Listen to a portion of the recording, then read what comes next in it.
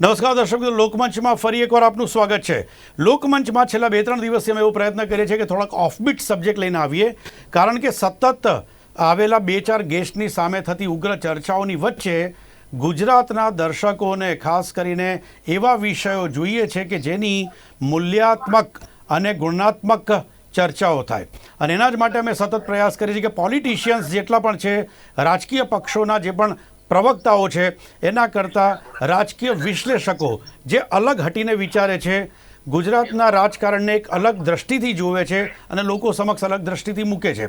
આ કાર્યક્રમ એટલા માટે જરૂરી, આવા વિષયો લેવા પસંદ કરવાની એટલા માટે જરૂરી કારણ કે સતત ઝેર ઓકતા સ્ટેટમેન્ટ, સતત એકબીજા સામે વૈમનસ્ય ઊભા કરતા વાતાવરણની વચ્ચે ખરેખર રાજકારણમાં તુલનાત્મક ચર્ચા થવી જોઈએ.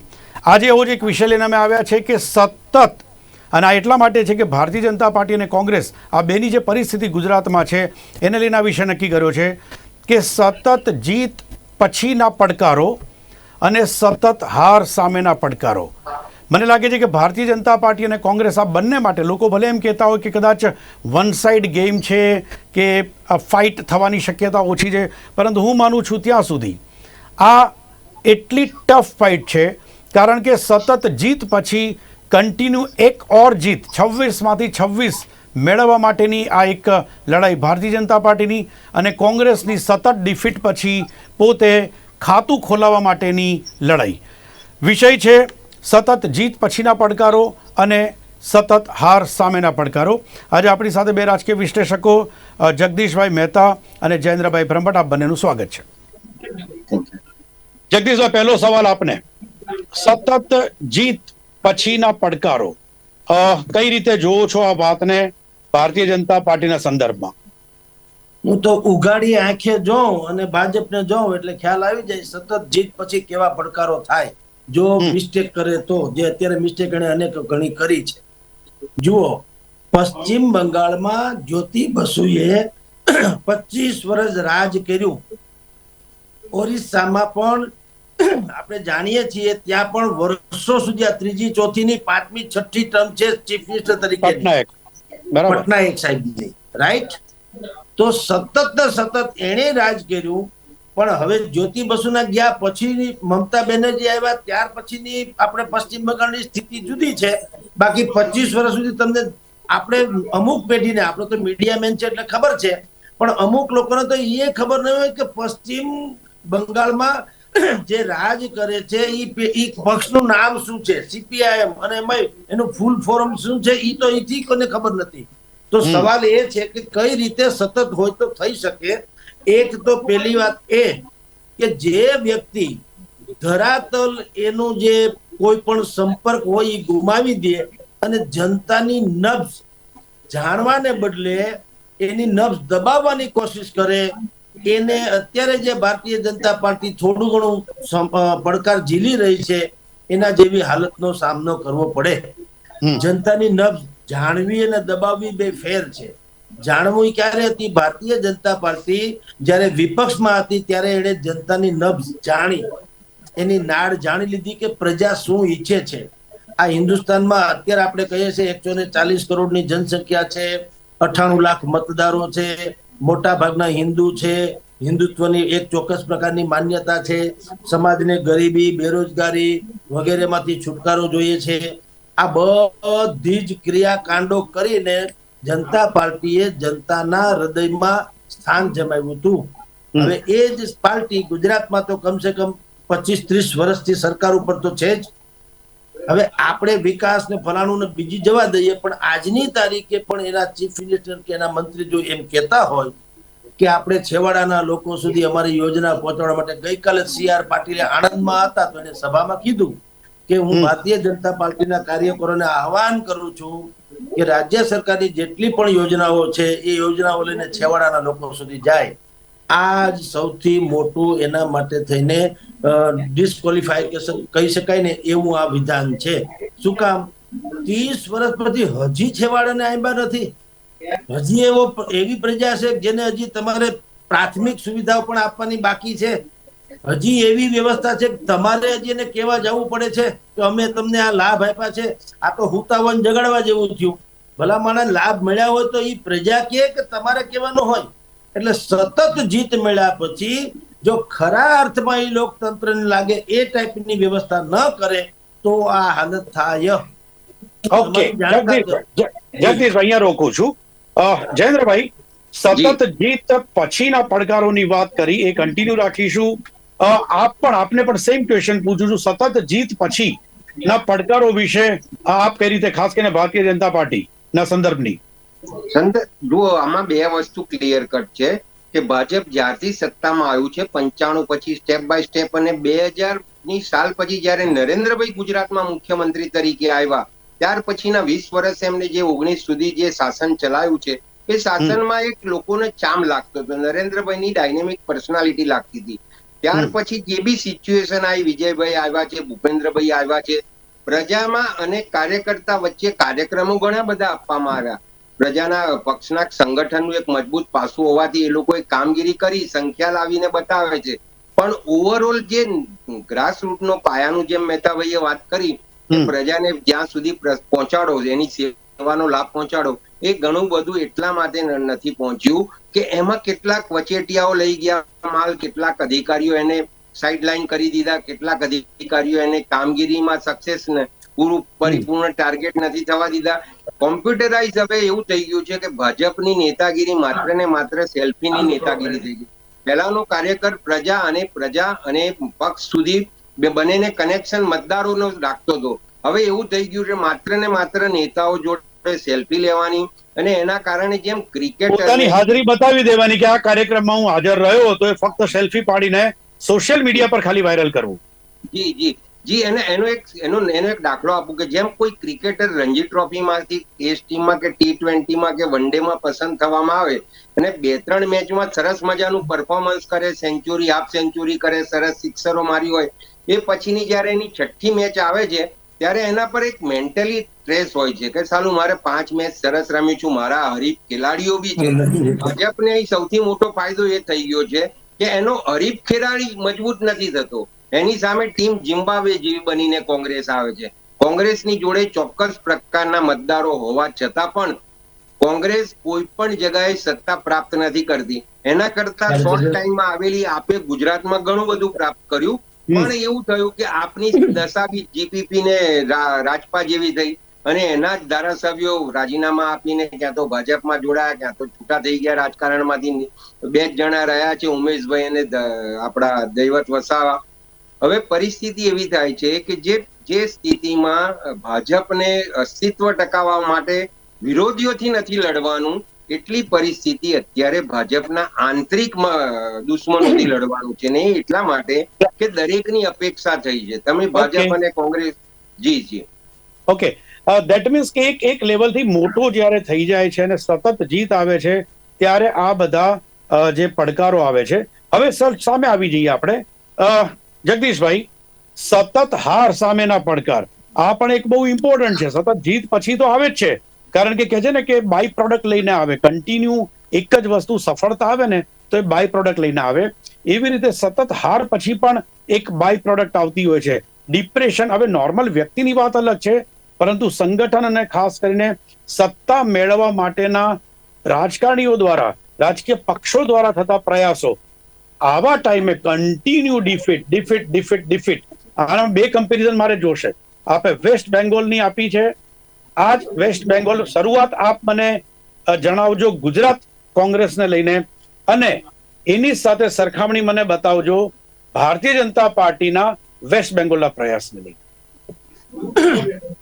જુઓ ભાઈ, એક આપણે સામાન્ય રીતે કહેતા હોય કે તમે જો સમાધાનનો જો તમે હિસ્સો નથી તો તમે સ્વયં એક સમસ્યા છો. આ એક કહેવત કહેવાય છે. ભારતીય જનતા પાર્ટીએ, મેં આપને સંઘર્ષની વાત કરીને અત્યારે સફળતાના શિખર ઉપર છે. કોંગ્રેસમાં શું પ્રોબ્લેમ છે? એને વર્ષો સુધી સત્તા ભોગવી, પરંતુ જે પ્રજાની અપેક્ષા પ્રમાણે બદલાવવું જોઈએ, પરિવર્તન સંસાર કા નિયમ હે, એ કોંગ્રેસ માનતી નથી. એને એમ છે કે આ આપણા એજન્ડા બહારની વાત છે. એટલે સ્થિતિ કેવી થઈ? ભારતીય જનતા પાર્ટીને હવે ધીમે ધીમે ધીમે કરતા પેલા એને રાજ કરતા ન આવ્યું. આપણે જાણીએ કેશુભાઈના વખતમાં આવ્યા ને કેટલા ચીર હરોળો થયા હતા, આપણે બધું જ જાણીએ છીએ. કારણ કે એને સત્તા કરતા નતું આવડતું, એને કેવળ સંઘર્ષ કરતા આવડતું હતું. હવે કોંગ્રેસમાં એ જ વિપરીત પરિસ્થિતિ પેદા થઈ છે. એ સત્તા એટલે પેલેસ પોલિટિક્સ, એટલે ઓફિસ બેરર્સ થઈને નેતાઓ બેસે ગલબા જેવા થઈને, પ્રજા સાથેનો કોઈ સંપર્ક નહીં. પ્રજા તો ગુલામ હોય કે પ્રજા તો આપણે ત્યાં અરજદાર જ હોય આજીવન, એને જ આપણી ગરજ હોય એમ માનીને ઓફિસમાં બે બોલો તમારી સમસ્યા શું છે વગેરે. જ્યારે કે ભારતીય જનતા પાર્ટી ધૂળમાં મળેલી પાર્ટી હતી, લોકોની નખ જાણવાવાળી. હવે પ્રોબ્લેમ કોંગ્રેસને શું થાય છે અને ભાજપમાં શું, ઓલાને સત્તા કરતા નતું આવડતું, એમ આ લોકોને વિરોધ કરતા નતું આવડતું. એટલે આપણે કહીએ છીએ ને, યુ હી હમારા મુશ્કિલ હે ગુજારા, तुम्हें गुस्सा नहीं आता, हमें प्यार नहीं आता. તો એ પ્રોબ્લેમ કોંગ્રેસમાં થયો છે. કોંગ્રેસને વિપક્ષ થતા નથી આવડતું, એને કેવળ શાસક પક્ષ થતા જ આવડ્યું છે. તમે કીધું એનાથી ઉભારો જગદીશભાઈ, તમે કીધું આમાં કોન્ટ્રાડિક્ટરી છે. કારણ કે જે જમાનામાં કહેવાતું હતું કે ભારતીય જનતા પાર્ટીને સત્તા કરતા નથી આવડતું, એ જ સત્તા કરતા કરતા 2, 5, 7 રાજ્યોમાંથી કેન્દ્રની અંદર સતત 10 વર્ષથી બેઠા છે. મેં આપને કીધું સાહેબ કે ક્રમશઃ તે શીખા, એટલે એને પરિવર્તન સ્વીકાર્યું. જનતા પાર્ટી જનસંઘમાંથી આવી ત્યારે તો પાર્ટી વિથ ધ ડિફરન્ટ એમ કહેતા હતા કે આ બીજા બધા કરતા જુદી પાર્ટી છે, અમારે ત્યાં આયારામ ગયારામ ને કોઈ સ્થાન નથી, અમારે માં ભારતીને પરમ વૈભવના શિખર પર જ પહોંચાડી જવું છે, અમારે અંત્યોદયનો વિકાસ કરવો છે, એના ઉત્થાન માટે લડીએ છીએ, ભારતને વિશ્વગુરુ બનાવવું છે. આવા જ બધા જે કઈ હવે જે પ્રોપેગેન્ડામાં ખપી ગયા છે. પરંતુ એક જમાનામાં આવા તથાકથિત આદર્શોને કારણે હજારો લોકો સદીઓ સુધી કયો, એટલે કે દશકાઓ સુધી કયો એમને જિંદગી ખપાવી દીધી. એ જ પરિસ્થિતિ અને પછી ક્રમશઃ શીખા. શરૂઆતમાં તો આપણે બધા જાણીએ છીએ ને, ગુજરાતમાં બનેલી ઘટનાઓ જે છે, દુઃખદ કહું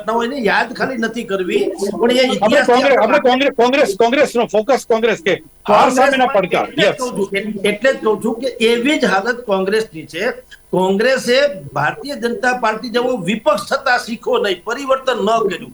એને પોલિટિક્સ, પેલેસ પોલિટિક્સ અને ઓફિસ પોલિટિક્સમાં ધ્યાન રાખ્યું. એટલે પછી થયો જૂથવાદ. આજે જેટલા માથા એટલા જૂથ છે, વળી પ્રજાથી કનેક્ટેડ નથી, લોકોની લફ્ઝ એને જાણી નથી. હજી એ માને છે કે લોકોએ અરજદારની જેમ જ અમારી યારે વર્તવું જોઈએ. એટલે ઘણી વખત તમે ને હું આપણે મીડિયામાં લખીએ છીએ કે કોંગ્રેસ પાસે નેતાઓ બહુ છે પણ કાર્યકરો નથી. એ જે કહેવાય છે શું છે, દરેક કોલર ઊંચા કરીને કહે છે કે હું માનું છું ત્યાં સુધી, પણ એમ નથી કહેતા કે જનતા શું માને છે. અને આજની તારીખે તમે એવું એક દાખલો આપું કે કોંગ્રેસ ક્યાં ફેલ જાય છે. ગુજરાત છોડો, દેશની 140 કરોડની જનતામાંથી 80-82-85% હિન્દુ છે. હિન્દુ લોકોના આરાધ્ય ભગવાન શ્રી રામ છે. કોંગ્રેસે શું કર્યું મારે કઈ કહેવાની જરૂર નથી. સ્વાભાવિક અદાલતથી માંડીને અહીંયા સુધી એને કીધું આ એક કાલ્પનિક પાત્ર છે, આવું કોઈ ભગવાન છે નહીં. અને પછી ત્યાં દર્શનાર્થે પણ ન ગયા. તો સતત ભૂલો કરેલી ભૂલમાંથી શીખીને કઈ પરિવર્તન લાવવાની જગ્યાએ ભૂલોનું પુનરાવર્તન સતત કરતી રહે છે. સેમ ક્વેશ્ચન જયેન્દ્રભાઈ આપને, સતત હાર સામેના પડકારો કોંગ્રેસના સંદર્ભમાં. જયેન્દ્રભાઈ, કોંગ્રેસની જોડે એક છે ને, એના નેતાઓને બધા ફાંકા ચડી ગયેલા હતા. મનમાં એમ હતું કે અમે તો સત્તામાં છીએ, અમે ભલે વિપક્ષમાં રહ્યા, સરકારમાં અમારું કામ થાય છે, અમારો હોદ્દો છે, અમારો હોદ્દો અકબંધ રહેશે, અમને ધારાસભા લડવા મળે છે, અમને વિધાનસભા લડવા મળે છે, અમને કોર્પોરેશન લડવા મળે. એક ફાંકો ચડી ગયો હતો. એ પ્રજાના વચ્ચે જવાના બદલે માત્ર ને માત્ર સરદાર ભવનમાં બેસી, કોંગ્રેસ ભવનમાં બેસીને પોતાની નેતાગીરી એસ્ટાબ્લિશ કરતા હતા. પર્ટિક્યુલર એવું થયું કે આજે પણ તમે જુઓ, મેં અગાઉ બી કીધું એ પ્રમાણે કે ગુજરાતમાં 12% વોટિંગ શેરિંગ લાસ્ટ ટાઈમ આપ લઈ ગયું હતું. સુરત જેવા મહાનગરપાલિકામાં 30 સીટો લઈ ગયું હતું. ભરૂચ જેવી સીટો પર ધારાસભ્ય ચૈતર વસાવ્યા જીતી ગયા છે. 4 આપ વિધાનસભામાં સભ્ય એમના હતા. તો પર્ટિક્યુલર આપ માટે એટલી અપેક્ષા હતી કે કોંગ્રેસમાં સતંતર અભાવ રહ્યો હતો. કોઈ પણ વ્યક્તિને નેતાગીરી કરવાનો શોખ નતો. સાથે સાથે બીજી વસ્તુ મેં એક માર્ક કરી કે કોંગ્રેસની જે યુથ પાંખ છે, યુવાની ટીમ છે કે NSUIની ટીમ છે, એ લોકો જ્યારે એમના વિદ્યાર્થીઓના પ્રશ્નો લઈને કે યુવાનોના પ્રશ્નો લઈને આંદોલનમાં કોઈ બી કાર્યક્રમ કરવાની શરૂઆત કરતા ત્યારે એમને સિનિયરો તરફથી જોઈએ એટલો સાથ સહકાર મળતો નહોતો. એ પરિસ્થિતિ એનું કારણ એ હતું. અને ઘણીવાર જયેન્દ્રભાઈ અહીં એડ ઓન કરું છું કે ઘણી વખત તો એવું જોવા મળ્યું છે છેલ્લા 5, 7, 10 વર્ષમાં કે રિયલ જે મેઇન કોંગ્રેસ છે એના કરતા NSUI નું પરફોર્મન્સ અને યુથ કોંગ્રેસનું પરફોર્મન્સ ગ્રાઉન્ડ ઉપર વધારે દેખાતું હતું. ખૂબ સરસ, ખૂબ સાચી વાત કહી. મને યાદ છે ગુજરાત યુનિવર્સિટીમાં ઇન્દ્રજીતસિંહ જાડેજા, તમે જુઓ એમને સારું કામ કર્યું. એક દેસાઈ આપણા હતા ત્યાં સુરત સાઉથ ગુજરાત યુનિવર્સિટીમાં કામ કરતા હતા. પર્ટિક્યુલર તમે જુઓ કે કોઈ બી સત્તાના સુધી જવા માટે પિરામિડ જેવી સિસ્ટમ હોય છે. નીચે યુવા મોરચો હોય, NSUI હોય, મહિલા મોરચો હોય, જુદી જુદી પાર્ટીના રાજકીય પક્ષોના પાંખો હોય અને એના દ્વારા ધીરે ધીરે એ લોકો ઉપર સુધી જાય છે. જે મહત્વના ડાબો જમણો બે હાથ હતા કે જેના થકી રાજકીય પક્ષોને એક સત્તાની નજીક જવા મળે, સત્તાની સીડી પ્રાપ્ત થાય. એ બંને મોરચે તમે જુઓ કે કોંગ્રેસ સતંતર ફેલ ગઈ હતી અને એનું એકમાત્ર એવું કારણ હતું કે દરેકના ગોડફાધરો હતા. દરેક ગોડફાધર નું જ્યાં સુધી અસ્તિત્વ રહ્યું ત્યાં સુધી એ યુવાન વિદ્યાર્થી નેતા તરીકે રહ્યો. કેમ કે વિદ્યાર્થીમાં રહેલા નેતાગીરીના ગુણ ભવિષ્યના ધારાસભ્ય કે ભવિષ્યના સંસદ સભ્ય તરીકેની એક અપેક્ષાઓ લઈને કાર્યકર કરતો હોય છે. Okay fine. જયેન્દ્રભાઈ રોકું છું. આ બંનેને કોમન ક્વેશ્ચન, જગદીશભાઈ, જયેન્દ્રભાઈ, આ બંનેને કે ઓવરઓલ જોવા જઈએ તો જે વસ્તુ ખરેખર કોંગ્રેસે કરવા જેવી હતી એ ભારતીય જનતા પાર્ટી કરી રહી છે. કદાચ સાવ ડિફીટ થતું આવે તો આખું જ માળખું બદલી નાખીને લોકોની સમક્ષ આવી જવું, એની જગ્યાએ જીત્યા પછી ભારતીય જનતા પાર્ટી આ પ્રયોગો કરે છે. સો આ નસ, તમે કીધું ને નસ પકડવામાં ક્યાંક કાચી દેખાય છે. મારો બેઝિક સવાલ હવે આપને એ છે કે જ્યારે પણ એવું લાગે કે હવે ડિફીટ કન્ટિન્યુ આવી રહી છે ત્યારે કોઈ પણ વ્યક્તિ પોતે પોતાના શોખ, પોતાની આદતો અને બદલતી હોય છે. કોઈ પણ કંપનીને જ્યારે એમ લાગે છે કે મારું પરફોર્મન્સ પ્રોપર નથી થતું ત્યારે બિલકુલ ઉપરથી નીચે સુધી બધું જ એ બદલવાની કોશિશ કરે છે. કોંગ્રેસ આમાં ક્યાંક ચૂક થઈ ગઈ અથવા તો પછી વિચારવા, મને આપે કીધું કે ટેબલની ઉપર બેસીને રૂમની અંદર ખાલી ચર્ચા કરવા પૂરતી સીમિત રહી? આપનો પ્રશ્ન વાજિબ છે. કોંગ્રેસે કોમન, જો હું આપને જવાબ આપીશ, કોંગ્રેસે એમ સમજવું જોઈએ કે આ જે અત્યારે આખી પ્રણાલી છે આપણે ત્યાં રાજકીય પ્રણાલી એ લોકશાહી છે, પક્ષશાહી નથી. નામ છે લોકશાહી. લોકશાહી એટલે લોકો દ્વારા, લોકો માટે, લોકોની એના માટેની હોવી જોઈએ. આ પક્ષ દ્વારા ચાલતો આખો આ જે શાહી ચલાવવા માંગે છે કે પક્ષના આ સિદ્ધાંતો છે, પક્ષ આ નથી માનતો, પક્ષ ફલાણું. ભલામણા પક્ષ લોકો માટે છે કે લોકો પક્ષ માટે છે? જેમ કાયદો માણસ માટે હોય છે, માણસ કાયદા માટે નથી હોતો, એવી રીતે કોંગ્રેસે એની વિચારધારાઓ બદલવી જોઈએ કે ભાઈ જયારે બહુસંખ્ય, કારણ કે લોકશાહી છે, લોકશાહીમાં બહુમત જે હોય એ જ લોકોને, પક્ષોએ પણ એને અનુસરવું જોઈએ. લાખો લોકો જેને સ્વીકૃત માનતા હોય, લાખો લોકોની લાગણી સાથે જોડાયેલી હોય, તમે સામા તરો, પવને જાઓ તો ફેણ માંડો તો નાગે તમારો ફસડાટ ખાઈ જાય, સામે પવને તરી ન હકો. તો કોંગ્રેસે એ ભૂલી ગઈ અને પરિસ્થિતિ અત્યારે આપણે જોઈએ છે નામશેષ થવાને આરે આવીને ઉભી ગઈ. આ તો સારું છે કે ભારતીય જનતા પાર્ટી કરતા ઊંધા ગોલ અત્યારે થઈ ગયા છે ગુજરાતમાં. અત્યારે કરંટ ઉપર લઈ જાવ થોડુંક તો એને કારણે એ સંજીવની મળે. એટલે સવાલ એ છે વિપક્ષને કારણે તમને સંજીવની મળે, પણ તમે એટલે કે કોંગ્રેસે સ્વયમે દરેક ચૂંટણીમાં હાર પછી કહેવાતું આત્મમંથન એ ખાલી કાગળ ઉપર રાખ્યું, કર્યું ક્યારે? આત્મમંથન કરે છે પણ પ્રેક્ટિકલી ઇમ્પ્લિમેન્ટેશન નથી થતું. જયેન્દ્રભાઈ સેમ ક્વેશ્ચન. કોંગ્રેસે જે સમયે જે તે બદલાવ લેવો જોઈએ, જે તે નિર્ણય લેવો જોઈએ, કઠોર જે પરિવર્તન લાવવું જોઈએ, એમાં ક્યાંક વિચારવામાં સમય ગયો અથવા તો પછી લીલી ઝંડીની જે રાહ જોતા રહ્યા હતા એમાં ને એમાં સ્ટેટ ધીરે ધીરે આ નબળું થતું ગયું કોંગ્રેસ? 100%ની વાત છે. એમાં પરિસ્થિતિ એવી આવી કે કોંગ્રેસના મોવડી મંડળથી માંડીને નીચેનો જવાબદાર હોદ્દેદાર સુધીના તમામ લોકોએ એમની આઈડિયોલોજીમાં, વિચારસરણીમાં કોઈ ફેરફાર ના કર્યો. સમય સાથે કેટલાક મુદ્દાઓ જોડે સમાધાન કરવું પડતું હોય છે, કેટલીક સત્ય હકીકતો સ્વીકારવી પડતી હોય છે. આ બધી વસ્તુથી એ લોકો દૂર રહ્યા. તમે જુઓ કે છેલ્લી અત્યારની પરિસ્થિતિ જુઓ, છેલ્લી 2 લોકસભાની સીટમાં 26 માંથી 26 સીટો જીતી ગયું ભાજપ. તેમ છતાં બી ઉમેદવારો બદલે છે. ત્યારે કોંગ્રેસના જાહેર કરેલા ઉમેદવારોમાંથી 16 થી 17 ઉમેદવાર માત્ર ને માત્ર રાજકીય પરિવારના છે, એમના એકની એક પેઢીના છે, એકની એક વખત ચૂંટણી લડેલા પ્રભાબેન તાવિયાડ હોય, તુષારભાઈ હોય, જે આપણે વીરજીભાઈના બેબી હોય, અમિતભાઈ ચાવડા હોય, મને એમ થાય છે કે કોંગ્રેસમાં સામાન્ય નેતામાં સામાન્ય થોડી બી બુદ્ધિ હોતે તો એ લોકો વિચારતે કે આ સીટ પર કોંગ્રેસ તો હારી જ જવાની છે, પણ સાબરકાંઠાની બેઠકનો હું તમને દાખલો આલું કે ત્યાં આગળ 3 વાર નિશાબેન જીત્યા, મધુસૂદન મિસ્ત્રી જીત્યા, 5 વાર એમને કોંગ્રેસે સીટ ત્યાં પ્રાપ્ત કરેલી છે.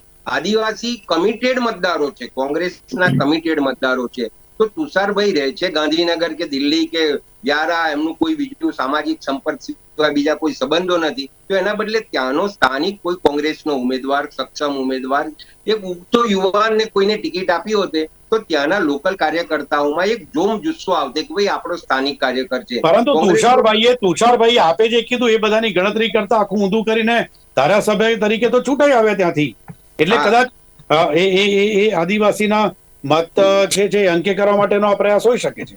હાજી, જી એટલે બેઝિકલી એવું છે, હું તમને એ જ બતાવું છું કે જ્યાં આગળ નવો ચહેરાને એકવાર તક આપવી જોઈએ, કે તુષારભાઈ બી એમના પિતાશ્રી રહ્યા છે, મધર રહેલા છે, નિશાબેન રહેલા હતા, એના બદલે કોઈક નવાને હવે ક્યાં સુધી જૂનો તમે એકનો એક વ્યક્તિને દારૂ પીવડાયા કરો? આ તો જૂની બોટલમાં નવો દારૂ નાખવાના બદલે જૂની બોટલ ને જૂનો દારૂ એનો એ જ ચહેરો કોઈ આવતું નથી. પ્રજા બી કંટાળી જાય છે. કેમ કે દારૂની ચર્ચા માટે જગદીશભાઈ મને લાગે છે કે હવે થોડુંક બહુ આમ ખુલીને બોલાય છે, અને ગાંધીનગર એટલે રાજકારણનું જે મુખ્ય સ્થળ છે એ ગાંધીનગરની વાત આવી, એમાં દારૂ આવે તો મને લાગે છે કોઈને વાંધો નહીં આવે. હવે જુઓ, એ તો એને થોડી છૂટી થઈ ગઈ છે એટલે હવે ગાંધીનગર. હા જુઓ સાહેબ, તમારે ગ્લોબલ વર્લ્ડ સાથે જો કોન્ટેક્ટ રાખવો હોય અને એની સિમિલારિટી તમારે વિકાસ કરવો હોય તો અમુક બાબતોમાંથી આપણે રૂઢિચુસ્ત કાયદા કાનૂન છે એમાંથી થોડો ફેરબદલ કરવો પડે.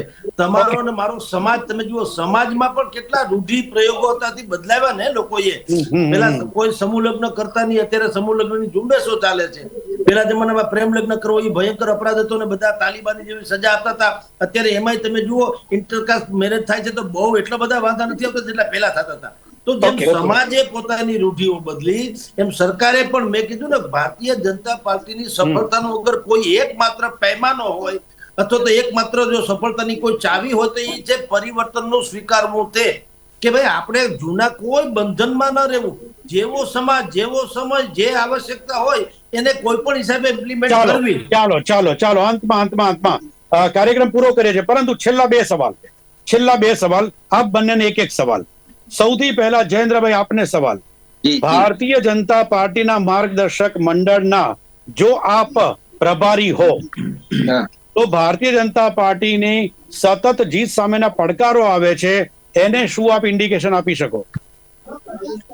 ભારે પ્રશ્ન છે, પણ એક વસ્તુ નક્કી છે કે કાર્યકર્તાઓની જે લાગણીઓ છે એને તો ધ્યાન પર લેવી જ જોઈએ. સાથે સાથે સામાજિક જે ગઠબંધન તમે આપણે વિચાર કરીએ છીએ, સામાજિક સમરસતા વિચાર કરીએ છીએ, દરેક સમાજની સાથે સૌનો સાથ, સૌનો વિકાસ અને સૌનો વિશ્વાસની વાત જયારે આવતી હોય ત્યારે કોઈ પણ સમાજનો વ્યક્તિ રહી ના જાય, વંચિત ના રહી જાય, વિકાસથી વંચિત ના રહી જાય, કે એની કોઈ પણ વસ્તુને ઠેસ ના પહોંચે, એટલું ધ્યાન રાખીને સૌને સાથે લઈને ચાલવાનો મંત્ર હું માનું.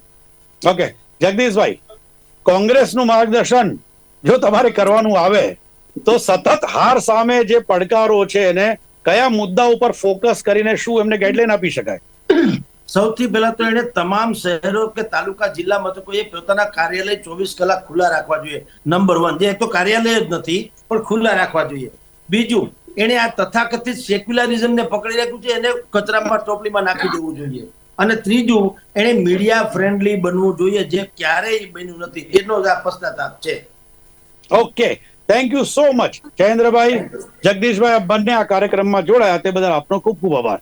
દર્શક મિત્રો, ચર્ચા સતત જીત પછીના પડકારો ભારતીય જનતા પાર્ટીના સંદર્ભે અને સતત હાર સામેના પડકારો કોંગ્રેસના સંદર્ભે, બે રાજકીય વિશ્લેષકો સાથેની આ ચર્ચા. ફરી મળીશું આવતીકાલે લોકમંચ કાર્યક્રમમાં એક નવા વિષય સાથે. ત્યાં સુધી રજા આપશો. નમસ્કાર.